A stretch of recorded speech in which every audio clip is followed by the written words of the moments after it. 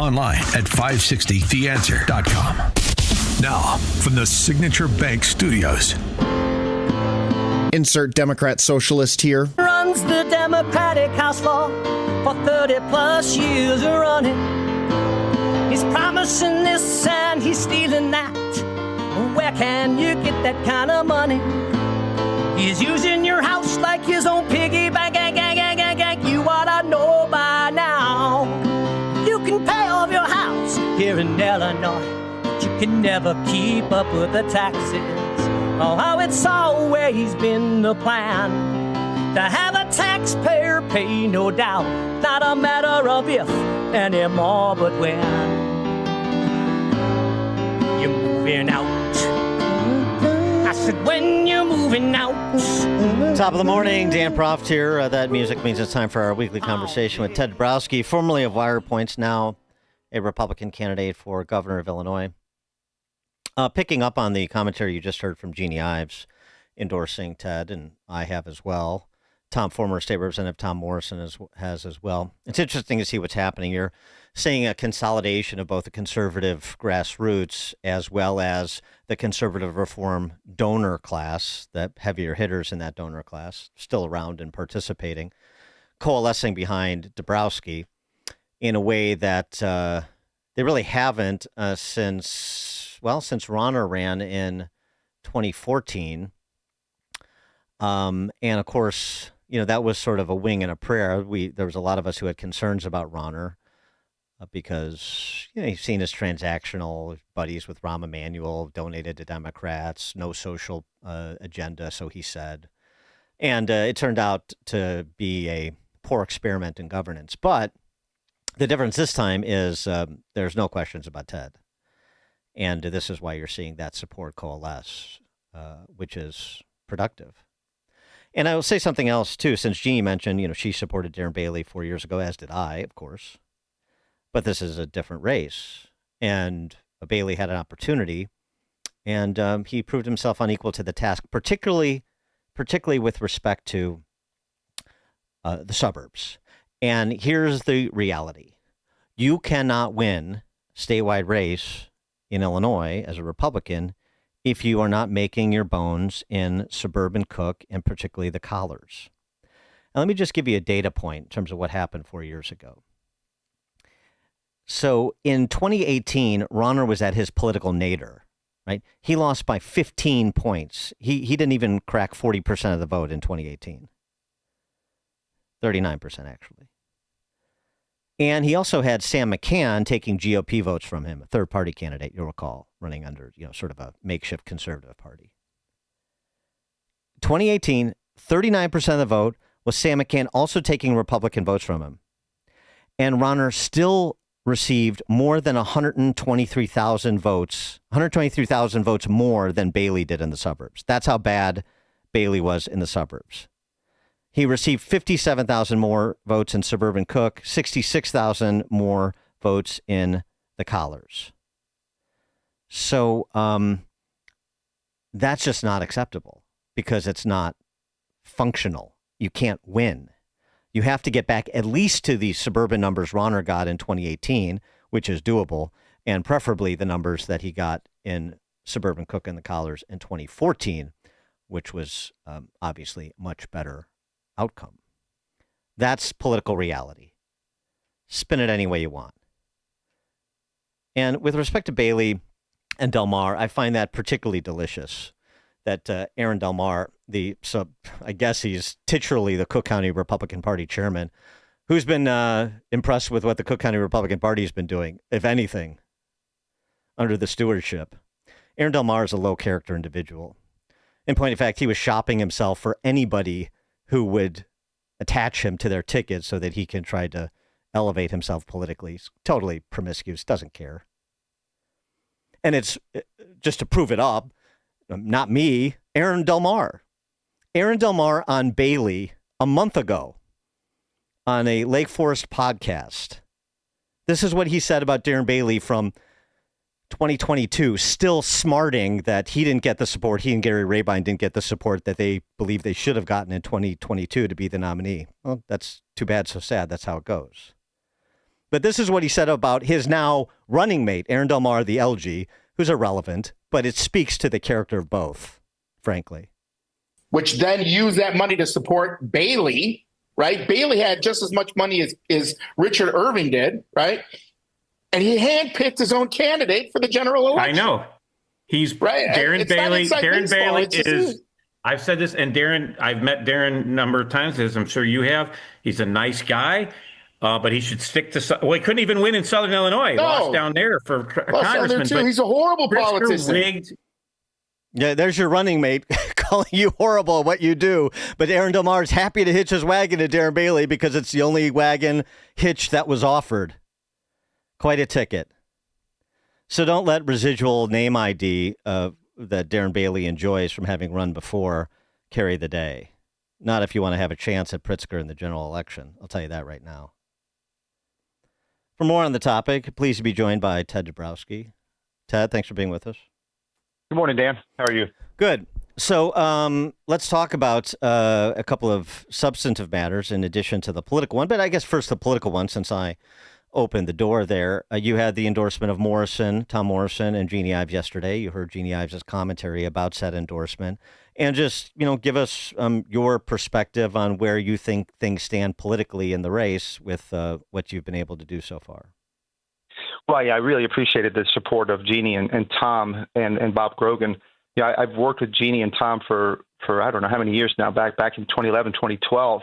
And what was fascinating about both of them, and I'd say they were the two best legislators who really, got into the nitty gritty of transactions of bills and laws. We would talk at midnight. We would talk anytime about pensions, about taxes. They really did their homework, and it was a great partnership because that's, I got to learn a lot through them. I got to see the legislation, the debate, and all that. And so, they are true grassroots fighters, and they were two of the best at defending everyday Illinoisans from the power of the Democrats in the state legislature. So their endorsement means a lot to me because they do truly represent the grassroots, in the suburbs and of course much of Illinois because they were fighting for Illinois. So I love that, and Bob Grogan, of course, is a treasurer for the campaign, and he's been great too. So getting that, coalescing some of that support, and then tie it with the donor support. We've had just a broad. I love getting the downstate donor support with Dick Uihlein just entered the campaign, and then you've got the others in Chicago who have a totally different view of how to fix this state because they're in the Chicago machine, right? So in the Chicago economic engine. So it's been great to just coalesce all that, and let's see if we can keep building on it. That's the goal. Yesterday, of course, the governor assembled all of his minions. JB and BJ together did to decry the prospect that more Department of Homeland Security officers would be sent to Chicago to provide protection for ICE officers doing their job, since, of course, both JB and BJ have told law enforcement you can't help federal law enforcement in any material way.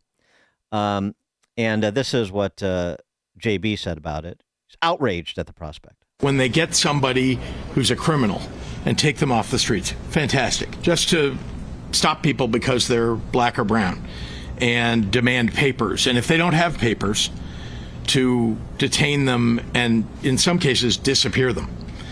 And I am outraged by what's happening. Outraged. Well, you know who's outraged at JB's outrage? A lot of county sheriffs. Interesting survey that was done of sheriffs and their support or lack thereof for the sanctuary state law that's in effect. This Capital News Illinois I'm referencing.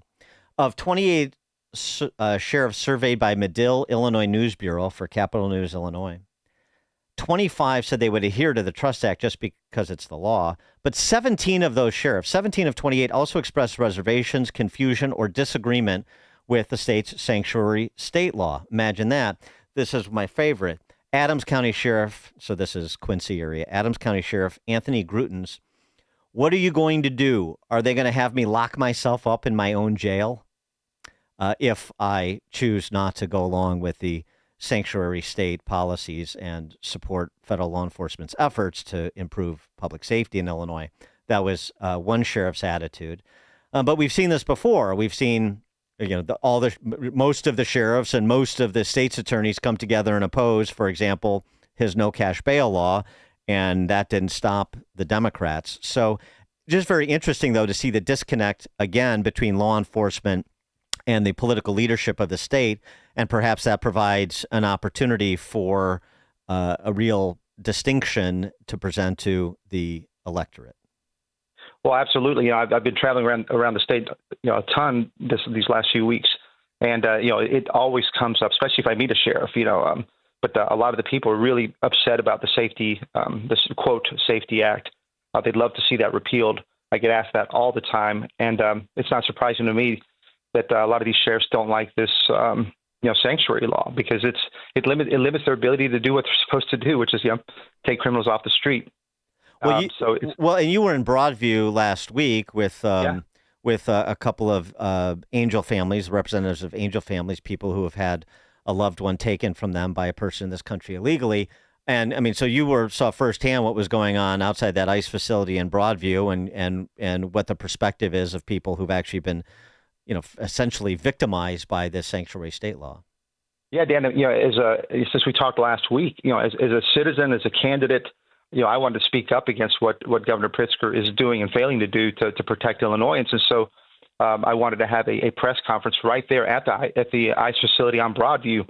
And so we got a few people together. Joshua Fuqua from Chicago Flips Red joined, but importantly, Joe Abraham, who lost his daughter to an illegal immigrant, and Brian McCann. So we created a press conference there, and we went right there, and we were lucky because there were no protesters at the time we did it. But you're seeing now the chaos and the danger, and you've got these agitators, some of them with weapons. Governor Pritzker's lost control of that area, and it's scary. We had to worry about whether we would be safe going down there, but we were lucky. But Pritzker's lost control. He should take control of those streets again. He should separate the protesters just like he did at the DNC. Put them somewhere else. Let the law enforcement do their job, and it's scary right now. And Governor Pritzker is fomenting much of that violence there with his words. So there's a lot for me to differentiate between what I would do, which is cooperate with the federal authorities, versus what Pritzker's doing now, which is demonizing and calling them terrorists and things like that. Well, and also cooperate with the local authorities, because at that press conference you said you would make repealing the sanctuary state law in Illinois a first order of business deal if you're elected. Absolutely. I mean, it's just if you can't have public safety, if the governor doesn't ensure the safety of its residents, then he or she has to go. It's really, and that law has to go. And your interactions with law enforcement, not just on the sheriff or police side, but also first responders, the criminal justice side, state's attorneys.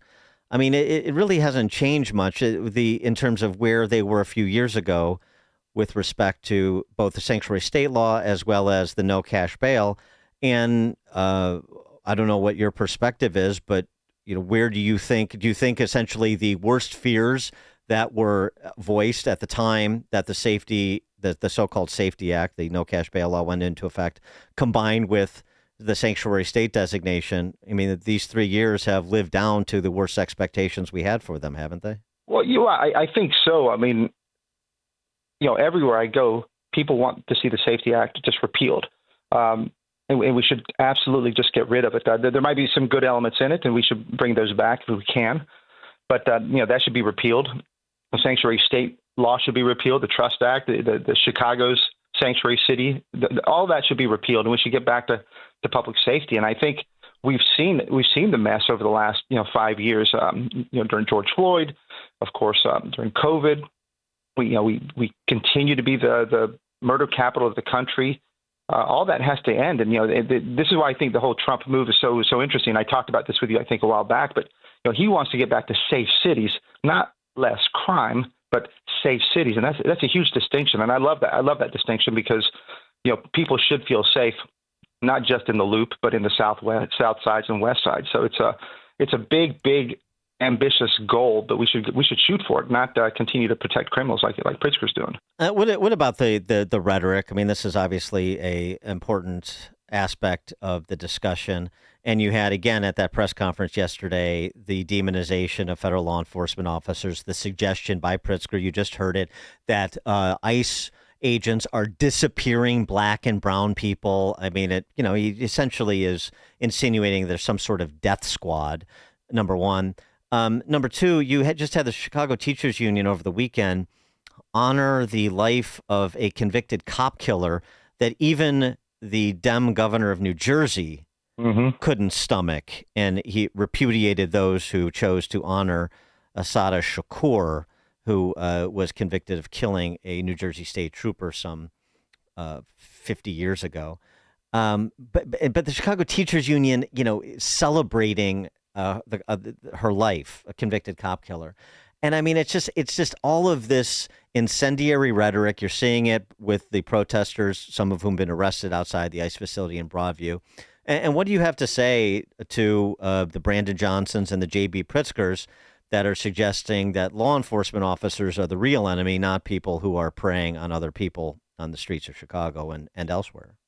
Well, I mean, words versus actions are everything. The actions. If Pritzker really wanted to prove his worth, he would remove those agitators from Broadview. He would actually take the actions to stop and to quell the violence. But instead, he's feeding it. I mean, when he starts using the word terror, you mentioned disappearing.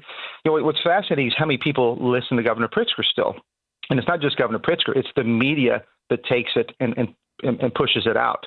And I think one of the big problems with having somebody so rich, Pritzker spent over $400 million over the last two cycles, and a lot of that money goes to the media. So the media becomes very obedient to Governor Pritzker, and so they will pitch out his message, in unchallenged. People believe it, unchallenged, and people believe it. I mean, this is amazing when he says those kind of words like that they're disappearing brown people.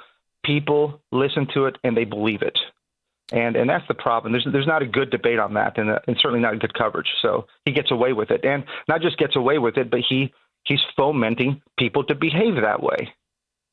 Ted Dabrowski, Republican candidate for governor of Illinois, formerly the president of wirepoints.org. Ted, thanks as always. Appreciate it. Thank you, Dan.